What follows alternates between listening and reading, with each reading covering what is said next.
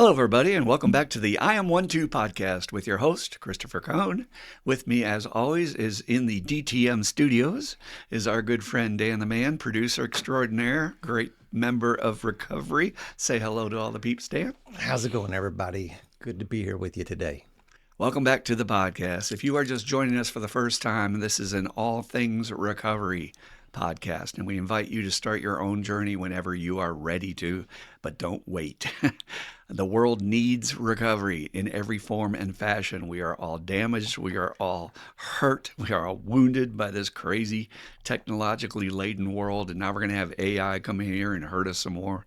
And we're changing, and not in a good way. So hopefully you can find your own path to the right teachers, the right tools. And we do recommend the 12 steps. They work for everybody. To free yourself from what we call this programming that we're all sucking down and we don't even realize we're doing it. So welcome to the program. We're really glad you're with us today. I was going to talk to my friend Dan. He just got back. We've been on sabbatical for a couple of weeks. We had a few episodes in the can, and now we're catching back up. But Dan had his chance to go on the annual hunting trip to Colorado that the guys do to hunt elk on top of the mountain. And it's just, to me, it's a really fun thing to watch. It's beyond my years to participate maybe in something like that. I could go, but it's not really my jam. But I can sit there and enjoy that through my sponsees, and they share every detail, and I get to be there with them, sending pictures and getting the experience, and then later, of course, hearing about the joy of being with the guys and the fellowship they had.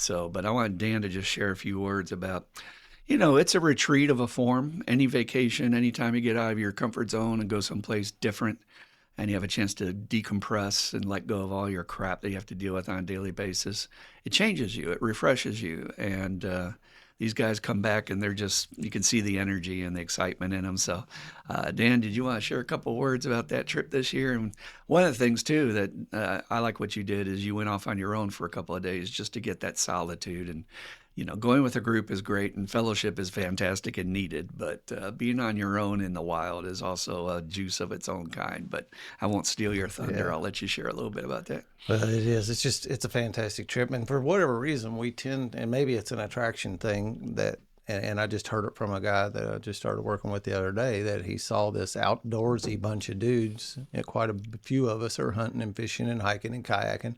And for some men, man, that's the attractive spot of our group. They're like, wow, these dudes are doing this kind of stuff, and they're hearing about our trips and our retreats, and it's right up their alley. So we had 10 people go this year, and I think that's the record at the moment. And 6 guys walked up the mountain. We camp at a base camp about 8,000. It's actually 8,300 feet. And then the guys who are elk hunting, you have to go way up on the mountain if you want to see elk.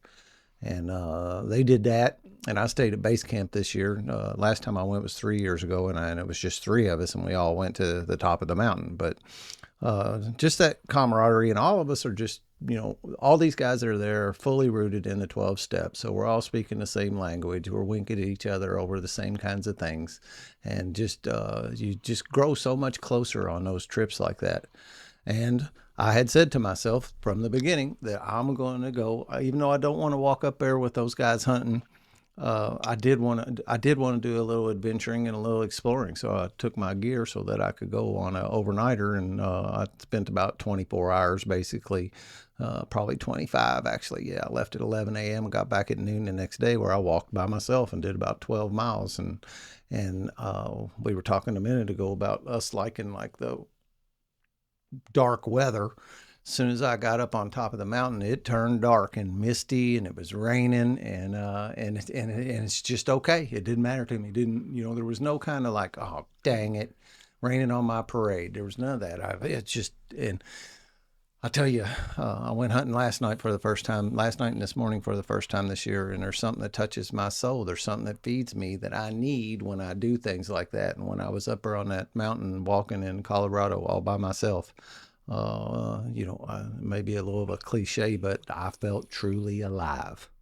100% present. There was nothing else going. You didn't have any cell phone signals. You taking pictures and walking and just look by yourself and my higher power, enjoying, just immersing myself into the forest. It is, and everybody comes back bonded together tighter. People wonder about our group and see how tight it surprises people how tight we are, how bonded we are. And I know it's exactly like trips like this that does it. And even the people that don't go get some, like you said, you get some residual juice off of it. And it's not just limited to the 10 guys that went. There's guys, it improves the whole group. So it was a blast. It's probably not my jam every year, but it's something, they're talking about going to some different places, and I'd be more interested in, like, I've been to this spot twice and it's beautiful, but I really don't have any need to go back there again. Let's go adventure someplace else. There's a piece of my current hunting and I identified this a couple years ago, and I've been trying to get away, do something about it, is that I know my property so well that the adventure aspect is completely gone. So you get up there in Colorado and you get a giant taste of it, because it's one of the areas that have mammals that will eat you. And, around here, that's really not an issue, but out there, you every black stump for about, I don't know, some kind of paranoia, some kind of thing hit me, and for a moment, and I like loosened up my access to my gun where I could get to it easier, and then every black stump looked like a bear for about 10 minutes, and I sat down and calmed myself down and got going again. But yeah, it's beyond words. So cool, so cool. I love what you said about feeding your soul, and I believe that's a malady that most people have in our country, especially that, we can feed our face, Mm-hmm. we can feed our body, work out and get a massage and things like that. We can feed our sexual organs, But feeding your soul is doing that thing that hits your spot. And unfortunately, a lot of people don't even know who they are to really know what their spot is. They think their spot is something that was taught to them by somebody else, which is actually feeds into our topic today about honesty and authenticity. But when you attend to your soul, you just have you don't feel so gypped about the 9 to 5 week we all have to do. We all have to work for a living. We all have to pay our bills. We all have chores like laundry and take care of your kids and all that jazz. But being able to have that time at least once a week. And even if you can't do that, at least once a month or whenever you can do this, just for yourself, your life feels complete. It feels more fulfilled and not like you're just caught up in the rat race. So if anybody out there has a little inkling of something they'd like to do, I would say, A, attend to your soul and do it right away and feed it. But B, don't wait, because, you may come to the day where you're older and you're not physically able. Now I could go and participate in base camp. I'll be completely candid, right in the car for 12 hours. 18. 18. Okay, let's be straight. I did that once from Louisville down to It's rough. Naples, Florida. And yes, that was too much. Yeah. And I joke But around. I mean, if you're on the adventure and you're younger and you're ready to do that shit, but I really support you guys 100% looking for some new locations. I think that would be fantastic. Yeah, there was, it's 10 alcoholic males running together, and I was standing back a step as we were going in the Safeway out there grocery shopping. And I just thought that's the opening line of a joke. 10 alcoholic dudes walking in the grocery store. So it also had its challenges. More and more, I like my solitude. And I'd had to attend to that while I was there, and I get a little tired of being around somebody all the time now that I've had a taste of something different. Well, and again, having the honesty to tell that to attend to that for yourself and not worry about what the other guys think, that they think you're pulling away or whatever. But I don't want to get too deep. Right. Again, the joke is 10 alcoholics walk into a Safeway and none of them come out with a bottle. That's no the doubt. freaking miracle. So, all right, folks, today we're going to talk about the topics of honesty and authenticity. And I can promise you at the beginning of the podcast, it is not what you think it is. So stick around and we'll share some new things with you here. So,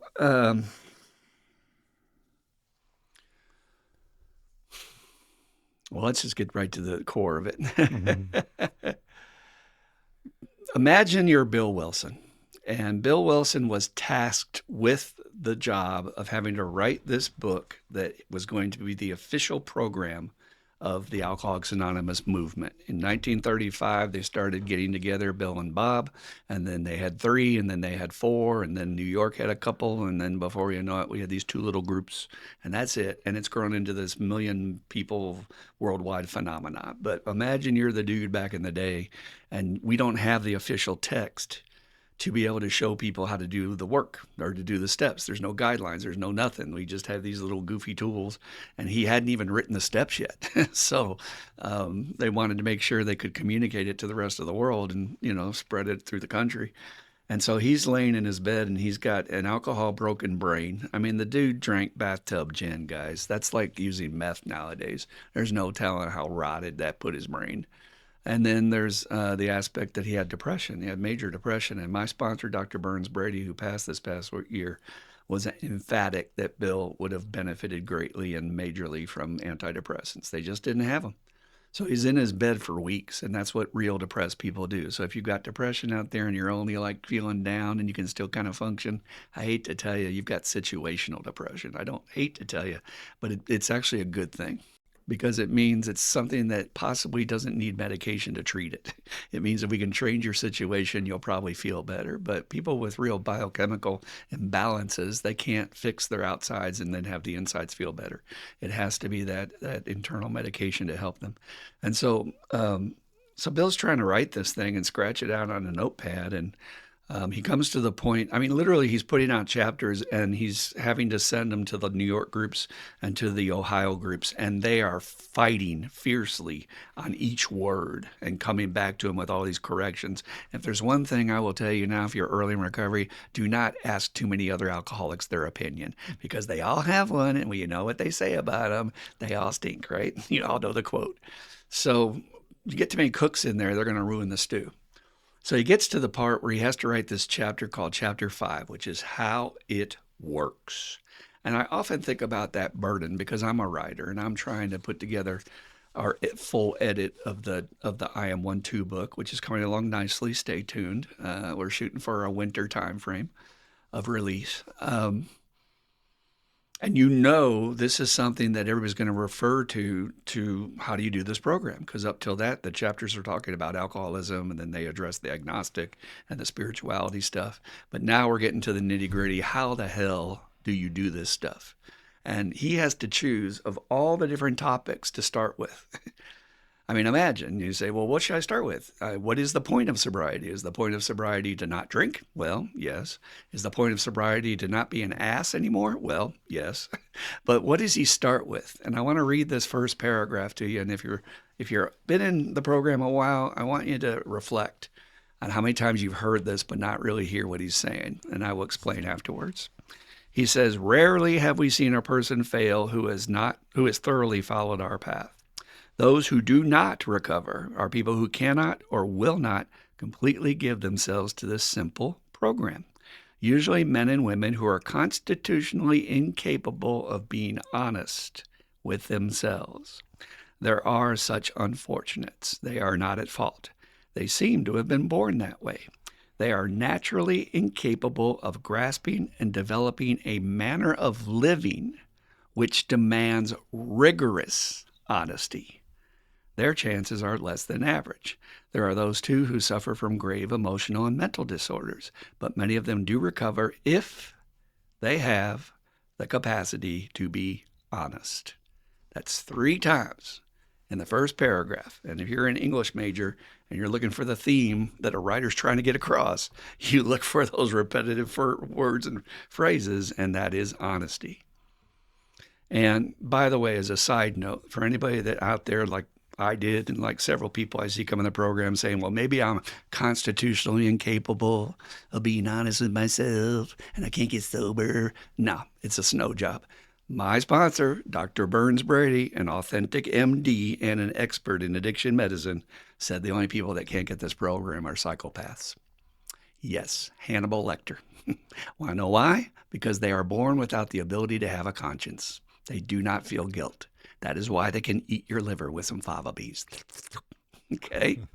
So, and they have no conscience about it. They won't even think twice. They'll laugh about it later.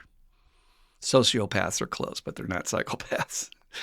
So anybody can get this, but it's the ability of whether or not you're going to stand still long enough to look at your truths. And when he says we need to develop this manner of living which demands rigorous honesty, he is not talking about cash register honesty, guys. I made this same mistake when I came in, and I see so many of my people in the program still thinking this old school way about the approach to the steps. What is the point of doing all this work? Okay. Well, I'm going to go through inventory. I'm going to go through making amends. I'm going to go through the process of helping others. For why? Because I need to get to my most authentic, most honest, innermost self that's underneath all of this other baggage. When you come in this program, you have so much baggage that you believe is you.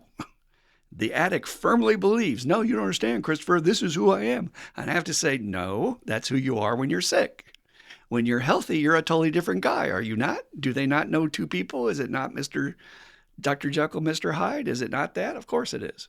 So, you can choose which one you want. If you want to be Mr. Hyde, you can go to prison the rest of your life. But most people have this authentic self that they had at the beginning of their time on earth. Your child, your youngest self. You were born with an original blueprint, an original soul, whatever way you want to put it. But there was a you before the world began programming you to the way you needed to be to operate in this world. Now, it's a dual-edged sword because you get this programming, some of which is really crappy, but we have to have this programming to navigate the world as we've made it. Okay, so think about this. 1,000 years ago, you would have been programmed with entirely different information, like how to shear a sheep and how to hunt wild game and how to provide, from foraging in the forest. Okay, you would have been taught those things. But learning how to, have a social security number and get a driver's license and all that other stuff is just, we accept as normal, but it's just our artificial bubble of existence that we've created for ourselves. And that stuff creates damage with time. It creates trauma with time. And then you add being an addict or an alcoholic on top of that, and you're going to lose all sense of who you are. Probably the most honest thing any alcoholic or addict ever said in his treatment is, I don't know who I am anymore. I don't know what I feel. Okay, good. This is a good place to start. So when he's talking about honesty, I ran into a guy this week. I ran into a relatively, in my book, newcomer, because I'm 40 years, but this person has some years. And they were talking about taking a sponsee through their 4-step, and they were asking me a question about something, but they really weren't listening to what I was saying to them. And this person was saying, well, I've had him write their list of, I have him write down how many women he bonked, and I had him write down, and I'm sitting there going, what? Now, here's where we get confused. Bill does say this is supposed to be a moral inventory. And when I came in, I too thought the inventory process was, I'm going to beat myself up with every horrible thing I've ever done. I'm supposed to admit my sins. That's what I related it to because I had a Catholic church upbringing, okay? But that's not what Bill says before the actual 5th step. If you read the text, he says, we're going to go on a fact-finding and fact-facing mission. Why? Because we want to get to the causes and conditions of your life. What is that important for? We're going to find out what the hell happened to you that you ended up in a mental hospital or you ended up in prison. We're going to go back and find the causes and conditions. Do you think that has much to do with who you bonked? Maybe, if you're a sex addict, but that's not the primary stuff we need to get at. We need to get at all your hurts, your wounds, your trauma, your resentments. That's the main thing Bill talks about in that book is resentment, which today means trauma. If you watch our trauma podcast, you'll understand that. Resentment is trauma. It's the stuff we cannot let go of. We've been too deeply wounded by it, okay?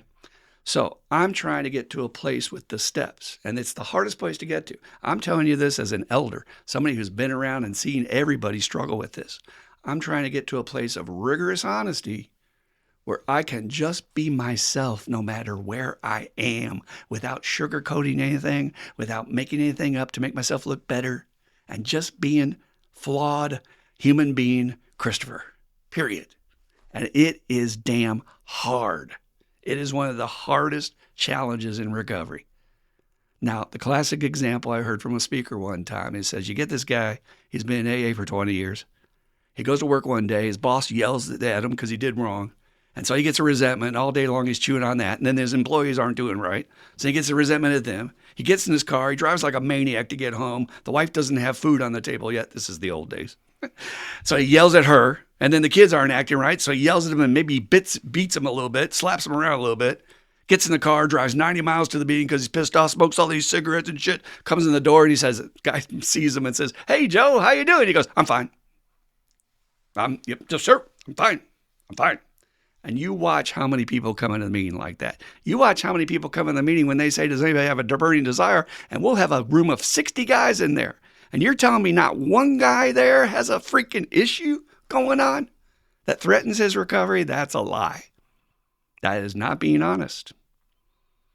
You know, we try to solicit your questions every week here on the podcast, and we've been a little dry getting some questions in here.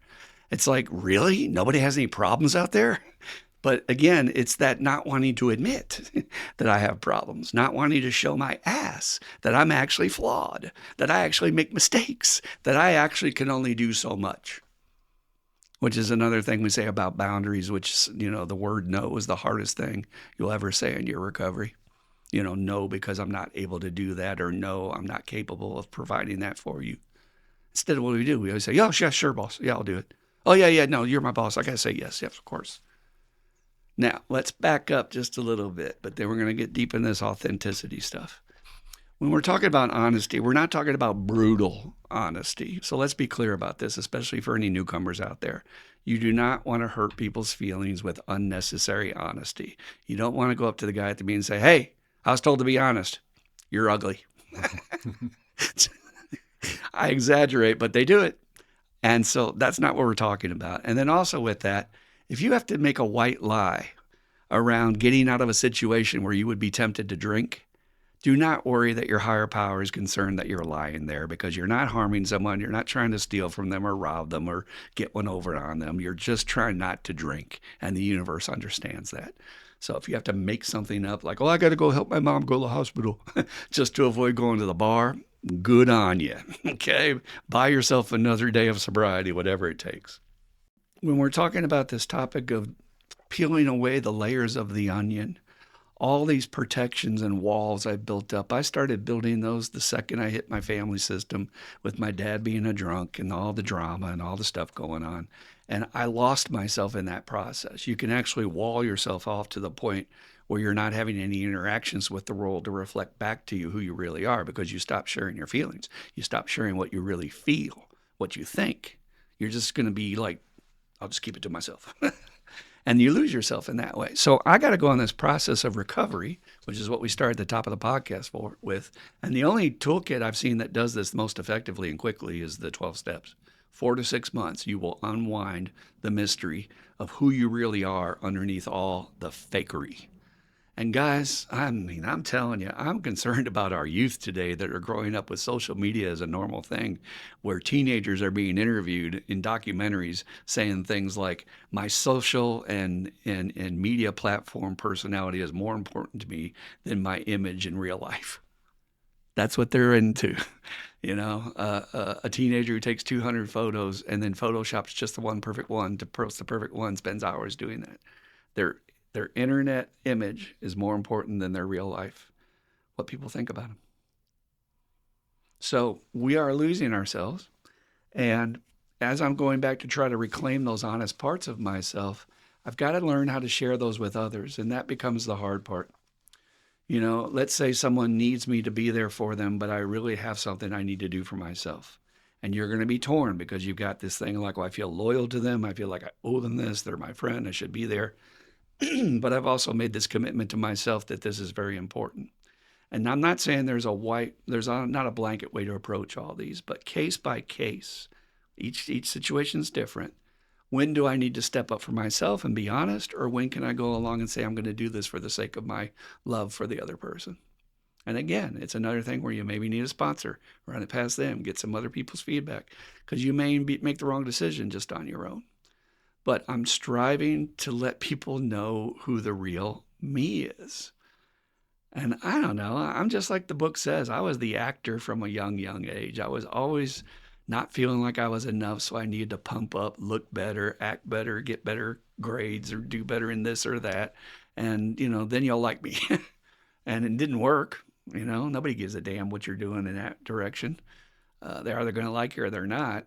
But I've just found it really difficult for my alcoholic friends to just sort of be honest about what's going on. And when I'm sponsoring somebody, Lord, I have a very short patience for this. I used to have a patience of about a week where I'll put up with this, but now I do it within the second or third time I talk to my guy. So if my guy calls me the third time and I say, "So how's it going, man?" And he goes, "Oh, it's great. Now I'm sober. Yep. I'm working my program. I'm going to meetings. I want my relationship with my higher power. Everything's, oh," and I'm like, I'll just stop him and I'll go, "Fuck you."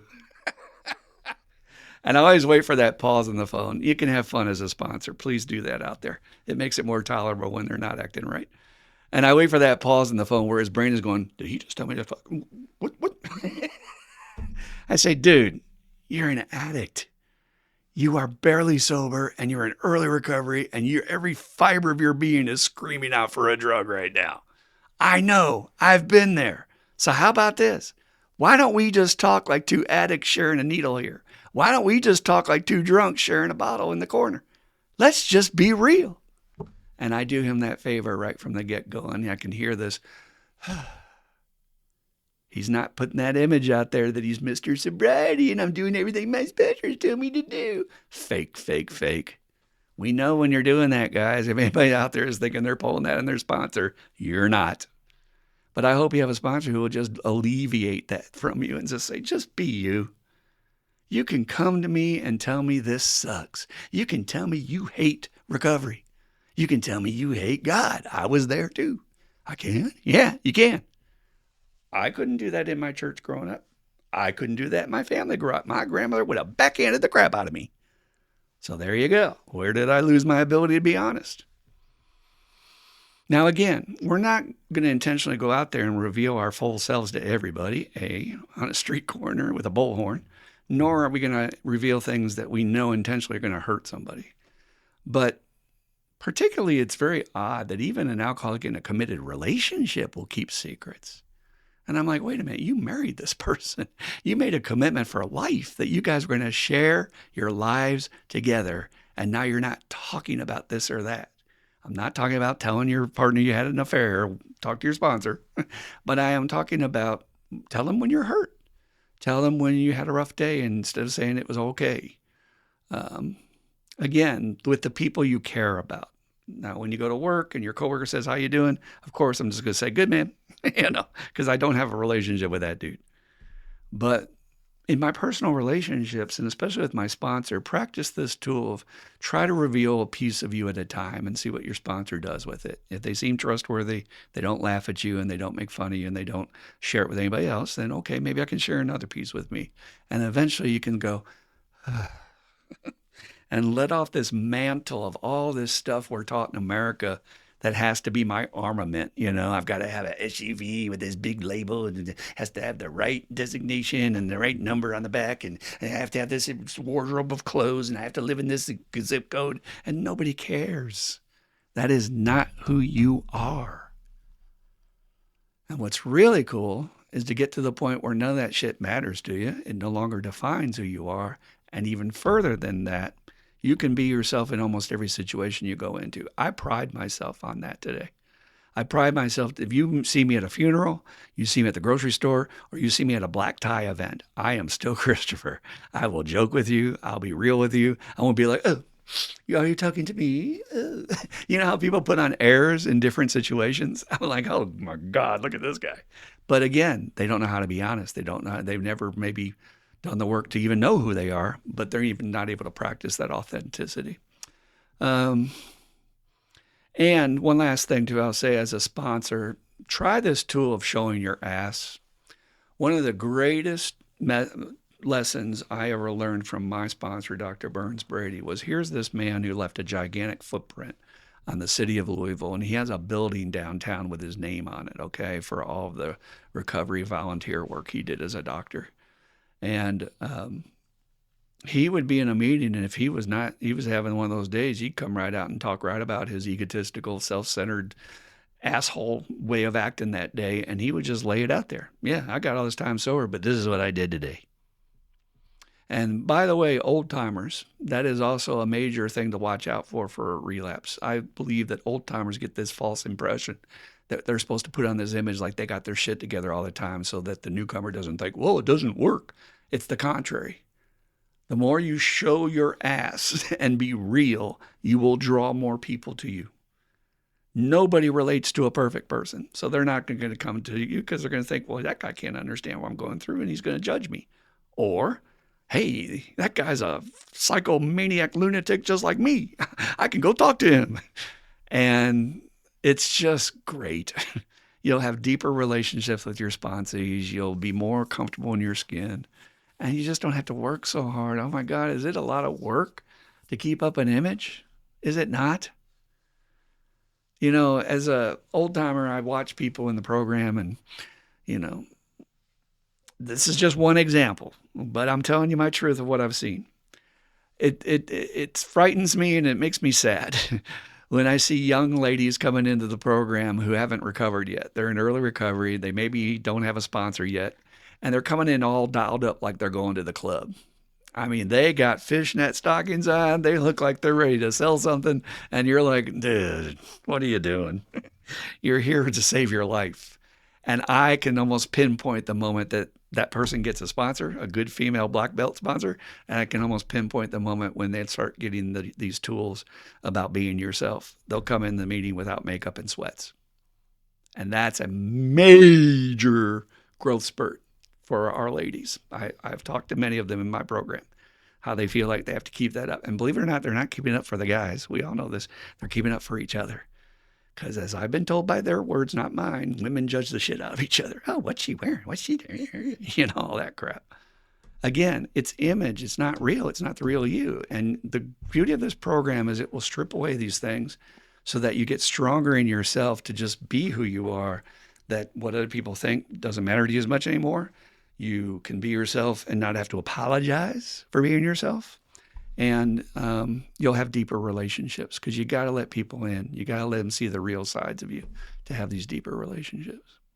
So I wanted to talk to Dan a little bit about this particular aspect about the hardest part of this tool of authenticity is revealing when I'm incapable of doing something, particularly for us males. We feel like we should always represent like we know what we're doing and I know how to handle this and I've got this. We don't ask for directions, right? Or that makes me look weak or vulnerable, or that I'm mortal, you know, or that I'm, you know, occasionally I get sick and yes, I can't be there for a group or whatever the thing is. Don't let anybody put you on a pedestal of perfection or non-humanness, you know. But I know Dan had a situation lately, which I thought fit beautifully into this. So what do you think, Dan? Well, I'll tell this little story, and it just happened last week. Well, this has been going on for months. I had talked to these clients about they had some pretty big projects that they were asking me to do. And at the time, you know, I knew I was biting off a big chunk, but, you know, I also think, you know, you got to stretch yourself sometimes too, you know, and try for these bigger things and do stuff. I have a little bit of a thing where I know that I can pretty much do anything I set my mind to. I fix stuff all the time and I'm able to pull the rabbit out of the hat fairly often. But this one particular job, I just could not feel comfortable with it. I didn't want to deliver something that, you know, didn't end up suiting their needs and be the kind of quality that I stand behind, man. And I chewed on that for a long time. And it was actually the Colorado trip is where it solidified that I was going to have to call this guy and tell him I can't do it. And man, I do not want to do that. I don't want to say I can't, especially after saying that I already telling him that I could. You know, I'm better today at walking up to a problem and being honest and say, no, I can't do that or I don't do that. But here I'd signed up for this. So I pulled the trigger and contacted him and told him I couldn't do it. And he was almost elated to this his demeanor about me telling him the truth and telling him this now. Now he's had some bad experiences with some contractors too that got almost it's classic for people to get almost done but not all the way done and you never see them again, leave things undone. A lot of times I get work like that to go button it up, but he was happy. And the next thing he said to me, he said, well, can I give you $500? And another thing I do today that's different than my old me is I said, yes, you can, because I had a considerable amount of work put in trying to see about how I could make this thing work. And then he said, cool, good deal. He said, well, I also have some smaller job. Would you like to come look at it? And I was blown away, and you know how I set it up in my head how it's all going to go down, and it's part of the recovery too, is to letting go of that and taking the action and just let the consequences or the outcome be what it is. But I still had made up lots of funny things in my head about how this guy was going to react, and I was wrong again. I don't mind being wrong, so I did, and went down there the other day, looked at his new project, gave him a price for it, and he gave me a $500 check on my way out the door, and I'm set up to do that job now, and it is more in my wheelhouse than this particular big job was. So there you go. That one aspect for us males particularly is, I can't do something that I, especially like you said, thought I could do. Feel like a failure, feel like I'm going to be considered less than. And then for me, also what I was thinking about is admitting when something actually hurt you. I think that's impossible for most males, to just, oh, I'm fine. No, it didn't bother me. Yeah. No, fuck you. I'm fine. Yeah. And you laugh it off or you make jokes or whatever. But, that vulnerability, again, that is the heart of authenticity. Being able to be okay. Now, see, with my trauma training, vulnerable means you're going to show your underbelly, so somebody's going to stab it. And that can happen. In recovery, you got to be careful who you're around to take these risks with. That's why we say start with your sponsor, because there are some unhealthy people, because meetings are for sick people. Remember that. Great speaker said that, remember when you're going to meetings that attract sick people. So be careful what you hear there. And with my trauma training with my father, it was never safe to show vulnerability because I would get criticized or picked on or something like that. And guys do that to each other. And when I see that happen in the meetings, I'm quick to intervene and say, whoa, whoa, whoa, whoa, that's not what this guy's doing here. He needs some support. And, we all walk around with our little scripts in our head and agendas about what we think people are, where they're coming from, especially newcomers. And people can get a little burnout on newcomers. And I'm like, don't jump to conclusions. That might be your last newcomer that you're seeing on this guy, but that's not where this guy's coming from. And boy, if you can teach a sponsee this right away, this honesty piece, it will keep them out of prison. I've seen this. We had a guy in our group one time, Dan, that we had coached him for a whole full day on what to say when he went to court because he was intent the judge was just going to lock him up. I said, I'm sure you'll get a chance to talk. So this is what you say. You say, yes, sir, Your Honor, I am an alcoholic. That's all you have to say. Don't deviate. Don't give them more than they can use. Just agree you're right. I screwed up. That's the other thing I was going to say. It's hard for us to say is I screwed up, right? Well, I'll get to that in a second. Just say I screwed up. And yes, I am an alcoholic. So the guy gets to court and his lawyer's doing all this blah, blah, blah, blah, blah, in front of the judge. The judge finally goes, all right, that's fine. That's fine. I want to hear from him. Sir, are you an alcoholic? And the guy goes, well, and the judge said, locked him up.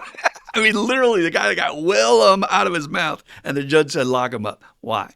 Because he can smell bullshit a mile away. Everybody can smell bullshit a mile away. But he's dealing with that every day, all day long, addicts and alcoholics, right? And so our guy screwed up because he went into that little song and dance instead of just being honest. But getting back to that topic of admitting when I screwed up, man, that's our 10th step. If I could just come right up and say, hey, you know what? I was wrong. You're right. I totally screwed that up. It's refreshing for most people because most people don't have that tool. We've got idiots in high offices who say that you're sorry is a weakness. That is the complete opposite. To have the ability to look a man in the eye and say, I screwed up and I need to make this up to you takes balls with a capital B, baby. Not this, I'm sorry, you're so weak. No. To be an idiot and to keep screwing up and then to think you're right all the time makes you look like more of an idiot. So again, though, it's just training. It's that programming. And most people don't even know what was put into them, not only from their parents, not only from their family system, but from society. I mean, think about all those Western movies you watched growing up, Dan, because I know you were a fan of Yeah. cowboys and all that stuff. That's the real macho man that would never admit he fucked up or something, right? Yep. Yep. That's kind of the card people will play, was like the cowboy, the Marlboro Man, John Wayne. You know, you had to uh, be that 10 foot tall and bulletproof and do no wrong. So it's going to be a lot of barriers that will show up. But you can talk these through with your sponsor, and as you write them down your inventory, this is the fun work of recovery. I've never found anything more interesting besides the spiritual growth path. Obviously, Dan and I talked about in an episode, but this path of getting to know who you are Mm-hmm. and challenging your perceptions in recovery. Talk about that for a second, Dan. That you're like, oh yeah, all these years I thought I used like to do this, and you know what? I don't really enjoy it that much. Yeah. Or I thought I would never like to do this, and I tried it once, and it was really fun. Yeah, I mean, as I say, everything that's happened to me in recovery has been organic. I really never set out for anything, but I remember talking that I would never have another. I'm stuck in this job and telling you I'm stuck in this job. You don't understand. I don't have a college degree, and this is the only place that I can survive. And you would say, no, no, no, that's not necessarily true. Let's see what happens. This recovery is going to change you. And so my life is like turned inside out in a good way. I never thought I'd be self-employed. I thought I was stuck in that job. If you'd approached me to wanting to do yoga, I'd punch you in the nose, think you're calling me a sissy. End up going yoga teacher training. Even this stuff like this podcast and stuff, I would have never in my wildest dreams thought that this would be what I would end up being, what I'm doing. There were a lot of things that I used to do for fun, I would say, that didn't come back once I got sober. I had that 9 months of lockdown and home incarceration, so I didn't do nothing but recovery and work for that period of time. And some things didn't come back. And I realized I never really liked that in the first place. And other things have been shine light on, and really look at about like, why do I like this so well? This is something that really touches me. Well, I'm gonna look into seeing what this is about. But yeah, and so I do the same thing when I sponsor too. I mean, I'm Chris Jr. in a sense, and telling my flaws. And when they call and they say, "How are you?" I can say, "Not worth a crap today, to be honest." Mm-hmm. And this and this and this has happened, and then also nudge that out of them to be honest with me. Things aren't going good. And it's really a good sign when you get a guy that doesn't throw that I'm good all the time stuff out, because you're like, man, I just met you 3 days ago. You cannot be good. You can't be okay. But when you get to guys that are, I love it. These guys come out of the gates honest when I say, how's it going today? They'll lay it on me about how it's going. And to some extent, a lot of our conversations have gotten to be is that we vent on one another. We talk to each other also, but a lot of it is getting that off of their shoulders for the day. And you can just see how that works in their lives every day, that they don't, not carrying stuff past any more moments than they have to.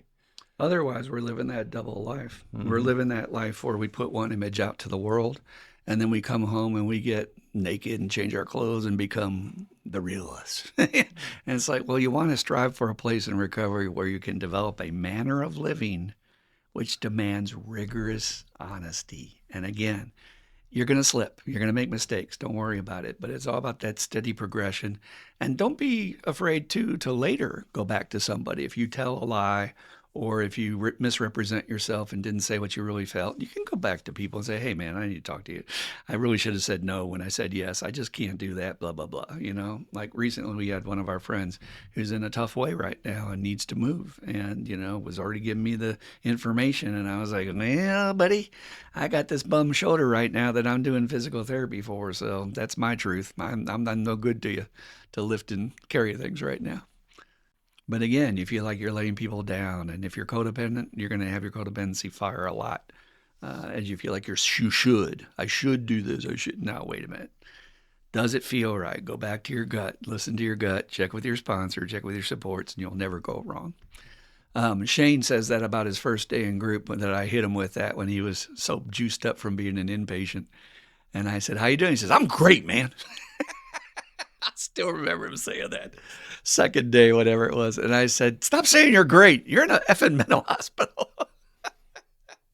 He will tell you that was his moment of awakening, that this is about honesty. So try this in your home groups, maybe even have a home group meeting about it. That let's try to get an environment here where it's safe to share. We do a little forward to our meeting where we say we want to create an environment for men where it's safe to share without concern for crosstalk, judgment, or personal criticism or gossip.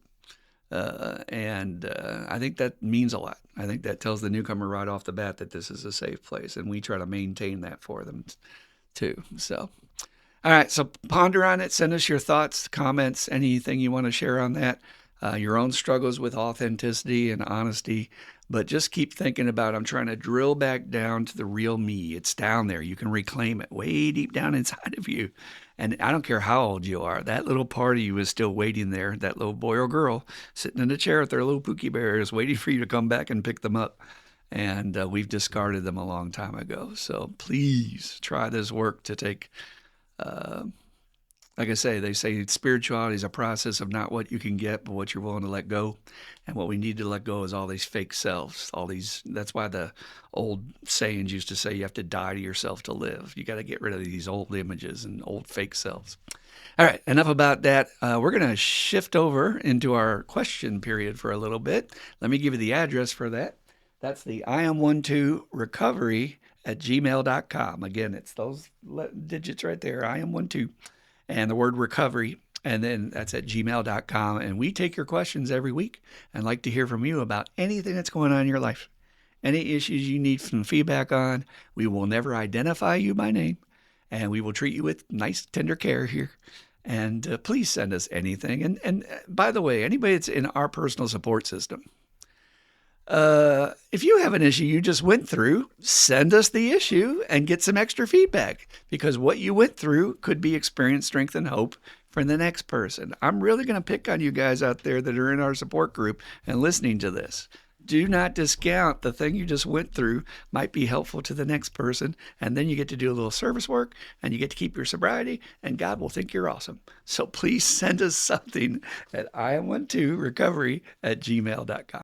All right, we have two great questions for today, and the second one actually feeds into this topic of honesty and authenticity. So let's get right to it. Hey guys, I have such a hard time going to sleep. I don't want to title myself, but it's extremely hard to stay on task. I set alarms to go to bed, and before I even head in that direction, 2 hours have passed after my alarm, because I can see things along the way that I forgot about that I feel like still need to be done. Maybe a little OCD going on there. I can tell myself all day long to think about what is important and how important it is to do this right now, and I still get sidetracked. My phone is down most of the day. There's no TV or radio on. That's excellent. I am trying to be more productive, and I just want to get sleep, and I can't seem to get there. In the end, I only end up getting 4 to 6 hours a night. Any advice on that? Well, sleep is a running theme, obviously, in my group for people going through detox and or recovery. And I think if we brought it up at a meeting, you might find it's more prevalent among people in recovery for a long time than you think. Plus, it's just known to be a national epidemic. We're being bombarded with so much stimulation. The brain is having trouble letting go. And that's ultimately what falling asleep is. It's the ultimate act of surrender. When you're asleep, you are completely vulnerable to somebody walking in and stabbing you and killing you. Not to keep you from sleeping tonight, but that is that is the literal truth of it. So the brain is like looking for dinosaurs. That's how we've done it for many, many years. And now we're trying to look for Facebook. But it's this idea that there's a threat. So for the brain to actually let go takes a process. I know that the sleep experts talk about clean sleep and creating a clean environment for your room, but they also talk about a routine before you go to sleep, that you need to cue your brain that it's time to go to bed. So the first thing I would suggest, just from the information you brought me here, is that you need to cue your brain that you have a stopping point of your tasks. If not, and it continues to distract you, if you yourself make up your mind that I'm going to make this line, this boundary, that's enough. I don't care if it's 10 o'clock. I don't care if it's 10:30. It's you decide for yourself, this is my line, and then you find it hard to keep that line, then indeed you might have some OCD, some perfectionism stuff maybe from childhood. Someone in your past somewhere yelled at you for not getting everything done, or your self-worth is all caught up with, you did a good job. That was true in my family. What you did was more important than who you are. That's why we're talking about authenticity. I don't remember a lot of compliments. I got some, but not a lot for who I was. But boy, when I started getting into acting and becoming kind of a big deal and going to New York, all of a sudden, my dad loved me. Oh, feeding. I mean, it was a total Britney Spears thing. It's like they're feeding off your little celebrity. Um, so again, if you're having issues with that, maybe a little bit of therapy or talking to someone um, might help. But again, I think for you, just that first thing, that I've got to set a boundary that this is the end of the task. Then you begin your cueing point for going to sleep. And that includes changing clothes, turning down the lights, turning off the electronic devices, um, brushing your teeth, doing all that jazz. And once you practice that routine enough, the brain will associate that with it's okay to let go. Then they recommend getting into bed and doing some light reading. If you would like some light reading and you're in recovery, and I guarantee it will put you to sleep, read this book right here, Alcoholics Anonymous.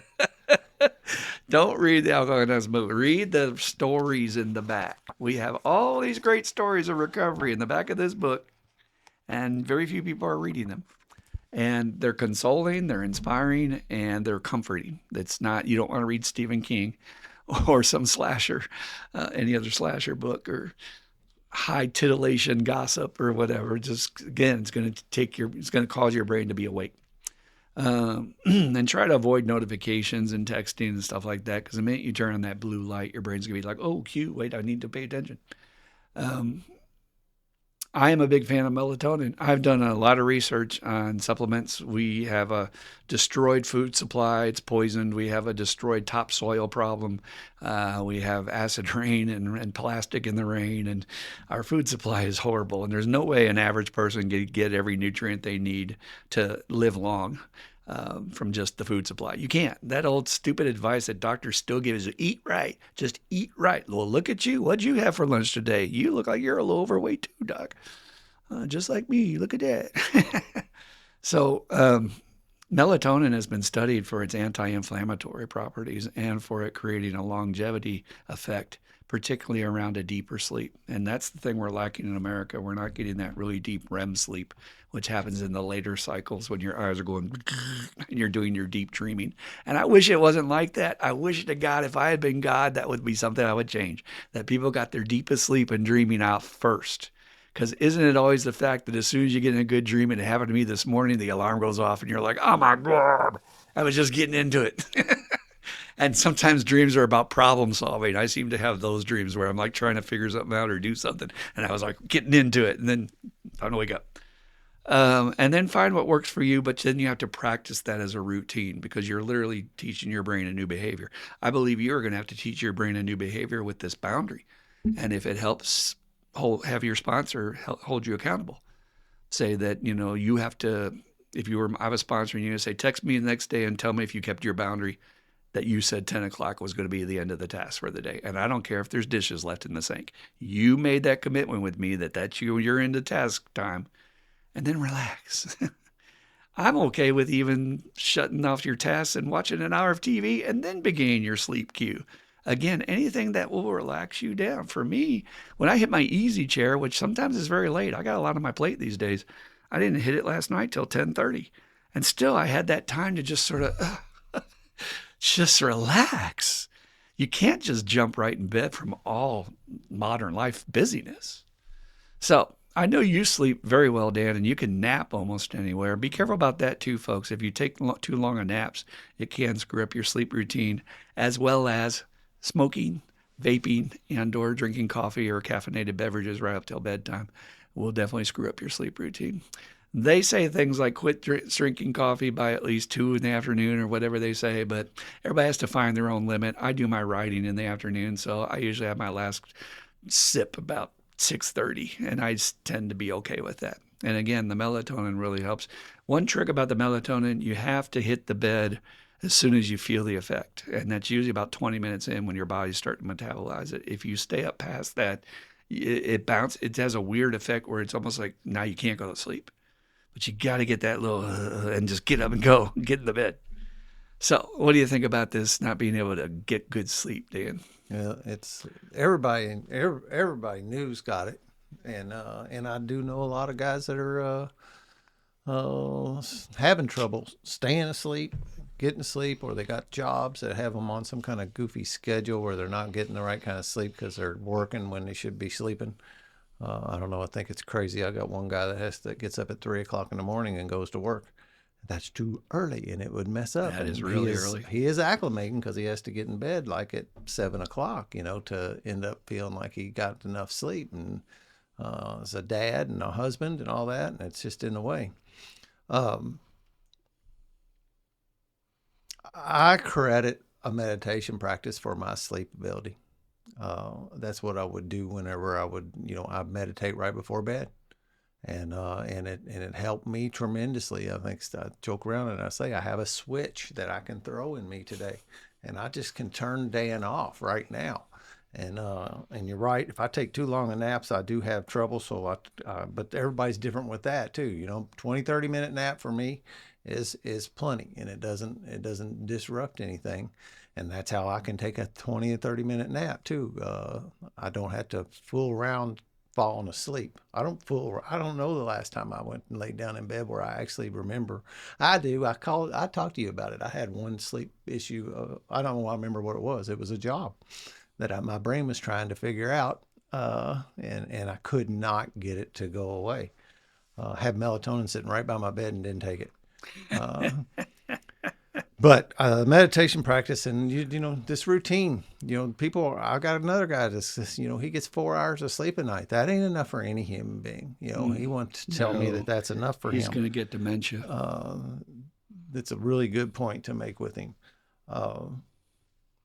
Tell him that sincerely. We are now connecting dementia and Alzheimer's more than ever. I heard another story this week about it, that people are not getting that deep sleep where your brain is repairing itself. Yeah. So you're taking your toxicity and damage from one day into the next, and that's degrading the brain's ability to stay healthy.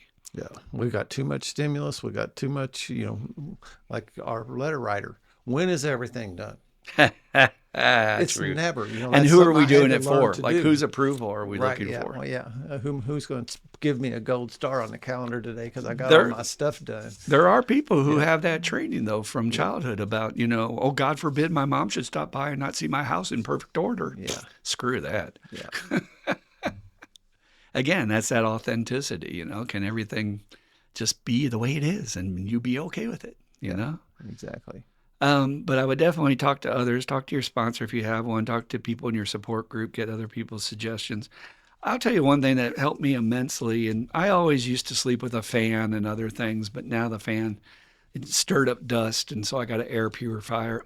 I had a girlfriend who, her daughter brought the kids over for a weekend, and we went in there. They were like, "Oh, you got to come see him. He's so cute when he sleeps." And I walked in there. She had an air purifier. She had a water vaporizer, humidifier. And it was just this environment of, and I'm like, my first thought was, oh, that poor kid's going to need that for the rest of his life because he's getting trained on that now.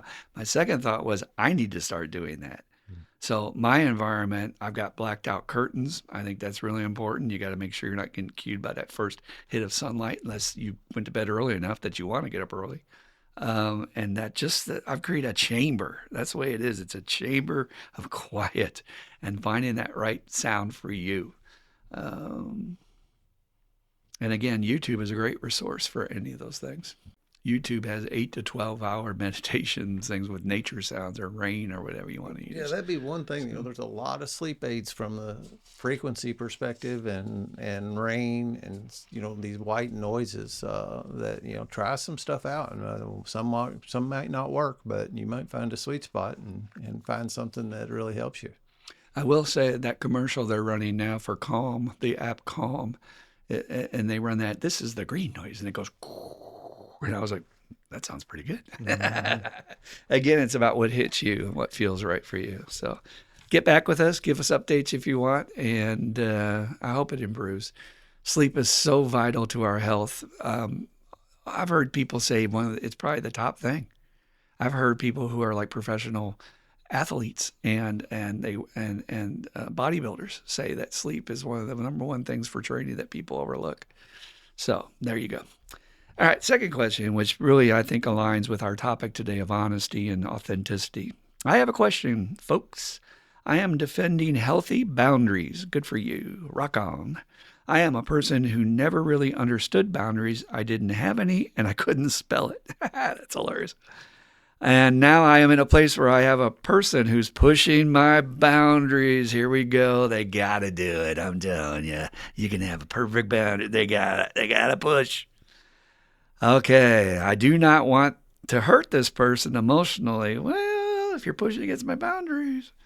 But they are taking advantage, and I am in need of some positive ways to manage my boundaries without appearing insensitive or offended. How do I make that boundary real and enforceable and deal with people who try to push beyond my boundary and act like it doesn't exist? There you go. That seems like maybe a question that other people might have a problem with as well. Oh, you know it. Well, all right. So there's a couple of particulars I want to fish out here, and I'll get Dan in here on his take. It's a really case-by-case situation, just like the authenticity thing. Knowing what fight to put your dog in about what boundary you feel is the most important ones you need to keep and which ones you can be a little bit more flexible with and what people in particular you need these stronger boundaries with. And if somebody's going to push against them, I think that's a sign that your boundary is valid. I almost think that's a godsend telling you, yes, you need boundaries with this person. Look what they're trying to do. You told them the boundaries there and they're still pushing against it. I have a personal guideline on this, and that is you get a warning shot, and then you're going to get both barrels. So I'll let people know if it's really something that serious to me, let's say about my writing time or about my Sundays or about whatever. I'll say, look, man, this is the way it is. Respect it, don't like it, whatever. That's okay, but it's my world, and this is how I feel about it, and I'm going to do this. And then if they don't go okay and they keep pushing at that point, I say, no, man, you need to understand. I'm serious about this. And then I try to avoid going into a winded argument about explaining too much. Remember in the boundary episode, we said don't give them too much information, too much TMI. So my old self would go into explain, but I'm a therapist and I need time for myself. Otherwise, I can't be there for my patients. And they don't need to know all that. And they're just going to put it down and make fun of you and piss you off. So I just pretty much let them know, well, that's the line, man. Quit it. Stop. And at that point, if they don't stop, I believe that you have the right to just give them both barrels and say, fuck off. I'm serious as a heart attack. Now, that might be difficult for you. And I know it's difficult for most people who have trouble setting boundaries and who are codependent to really speak their truth when they need to. But those are the moments you can talk to your sponsor and your supports, and you can grab their hands and say, help me to say fuck off. Help me to set this boundary. And they will hold you accountable to do it. Sometimes we don't do things as human beings until we have that extra weight, knowing that I've told somebody else and they're expecting me to do it, and I have to report back to them. And that can also help us do things we're not able to do by ourselves. You know, that's the extra higher power. Help me to do things I can't do for my own power. But I really like what you started with. You said you're defending your healthy boundaries, which is a great start. You know, most people have trouble even doing that. I'm really curious, though, when you said, and I wanted to get Dan in here on this, he said, I have this one person, they're pushing, he doesn't say he or she, who's pushing my boundaries, and I do not want to hurt this person emotionally, but they are taking advantage.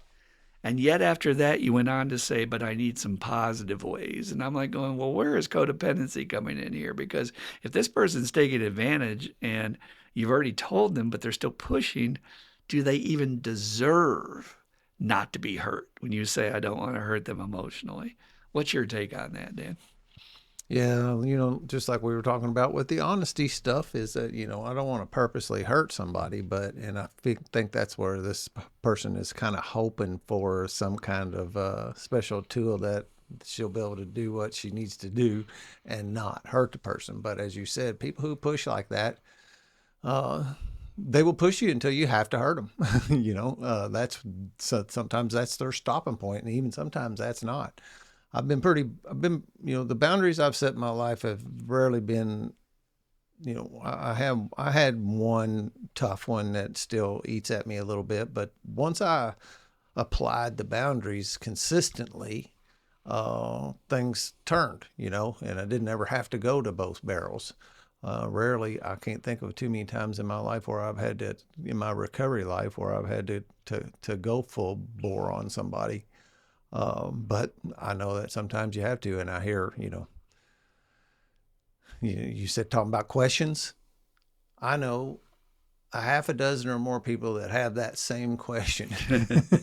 It's somewhere in their life where they've got something going on, whether it's the boss or the mom or the buddy or whatever it is. Somebody's got somebody that's pushing on them, and it's funny how like they'll run up, like the person. A lot of people can handle it in a lot of situations, but like in this one, that they can't do it with. Well, that's where I say it's individual, because obviously telling a buddy is an equal relationship compared to talking to your boss, where there's a power differential, and that guy holds your paycheck, so you got to be careful. Yep, you do. But I like what you said about it's this idea about, I'm getting this feeling that, like you said, if I'm going to not be real firm about my boundaries, then we're teaching people that if he does push, and we're saying he or she, we don't know if it's he or she here, if they do push, then we've kind of taught them that we're bendable. Yeah. And so that's where there has to be that final point where you put down your foot. And what I was imagining in my head when you were talking, it's the old puppy dog following you home effect. When you're a little kid and you play with the little puppy, and then it starts following you home with its little tail wagging, thinking it has a new house, and it gets to your doorstep and you don't know what to do because you don't want to hurt the poor little puppy. So you either take it in and now, hey, we got a dog, and your mom says, no, you can't have a dog. Or you have to say, go away. You have to scare it, throw a stick at it. Am I right about that? Yeah. Yep. Now, why is that hard for us to do with humans? I'm pushing you on this. Why is it hard for us to do as humans? Yeah. Maybe they'll throw the stick back. The you puppy go. can't. Yep. Confrontation. People just don't like There confrontation. you go. Tell me about that. Oh, I hate confrontation. It's kind of in my story about having to go talk to that guy and tell him I couldn't do the work. It's the same kind of thing. I really don't want to stir up trouble. I want homeostasis. I want nice and calm. And when I'm forced into a position where I got to be confrontational, it upsets me. I don't feel good when I have to do that, and I like to feel good. Mm-hmm. So it's easier just to comply sometimes than to end up getting hurt. But that doesn't do much for me on the long run, because there I've rolled over again, and continuing to set that precedent that I'm bendable. Mm-hmm. It's different too, like somebody comes up and talks to you about your time things. If it's a new guy, like somebody you just met, and you set that boundary, well then, then most of the time it's like, oh, okay, cool. It's the people that have been around us for a long time are the ones that do the poking and prodding and pushing you to your limit. Mm-hmm. So it's going to be a question, in which it is in every situation, of which is worse. Do you like the conflict of them being in your life and invading your boundary and stepping all over it? Or are you willing to risk the conflict to speak your truth? And I will tell you that if you're firm and you make it clear this is the line and you stick to it, that is a much shorter lived conflict than having to deal with him constantly violating your boundary, right? Yeah.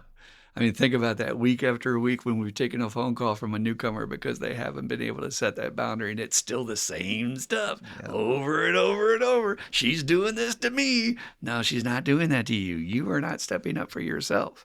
That's what's going on here. You are not speaking your truth. You got somebody in your life right now that needs to make a big decision and has had trouble just cutting the cord. Just make the decision. Stop it. And they're causing themselves all kind of misery for no reason. Yeah. And you said speaking your truth, and again, it's another thing that everybody comes to 12-step recovery has got that on their list. But what's cool about this is this person went from not having any, couldn't Yep. spell it, to now they're trying to set them. So please Amen. give yourself the freedom to make mistakes and to be imperfect at this. This is completely new behavior. And so to wrap up, when you said, how do I make a boundary that's real and enforceable and deal with the people that try to push, act like it doesn't exist? Repetition, repetition, repetition. As I said in the Boundaries podcast, they're like 5-year-olds. When you're training a human being on a new behavior, their brain is going to expect you to default to the old behavior. So they want to go into the dance with you, and you're trying to change the move. No, I'm doing this now. No, I'm doing this now. And they're going to keep going that way. You just have to keep repetition like you will with a 5-year-old trying to ask for a cookie before dinner. Just keep saying no. Just keep saying no. And the more unemotional you can be about it is the best. Keep it simple. Keep it straight. Say no. No, thank you. No. No, thank you. No. No, thank you. And eventually it gets to be a little bit of a silly interchange, and they recognize that, and they're like, oh. But again, another one where if you want to update us on how it's going, we'd be happy to hear from you. I wish I could give you a quick fix, but this is an art, whether it's one day at a time, boundary tools, anything in recovery. You just get better at it as you get older. I promise you will. Just start now. Don't wait to get started as you already have here. So thank you for that. That is awesome. And you're right. That will help a lot of other people as well. All right, folks, we've gotten to the end.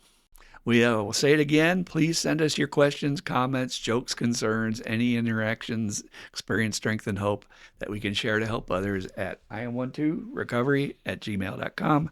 And we also like to ask you to please like, subscribe, and comment, because that helps raise our analytics so that other people can find us. I'm going to tell you, we get good numbers coming in and we're making good progress on our own, but we're still this little bubble that the internet doesn't even know about yet because we're not getting enough, of what counts with the computer, frankly.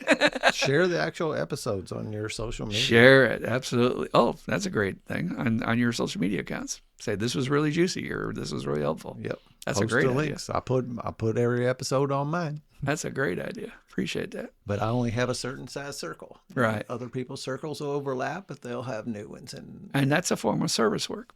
And you never know that there's somebody out there dying to learn something more about boundaries or something. And we're just assuming they're not interested in that. How do you know?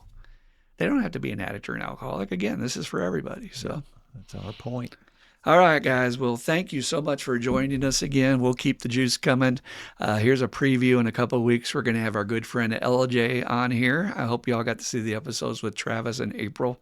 We've gotten great feedback, and it was wonderful to have him in the studio. And we're going to have LJ in here to share a little of his story coming up here in just a few weeks. So stick with us, and we'll keep the train rolling, and be good to yourself, and try this tool of being authentic this week and see if you like what you get. All right, we like to end every episode with the prayer that we use at many meetings in the world. So, Dan, if you'd like to join me at the Serenity Prayer.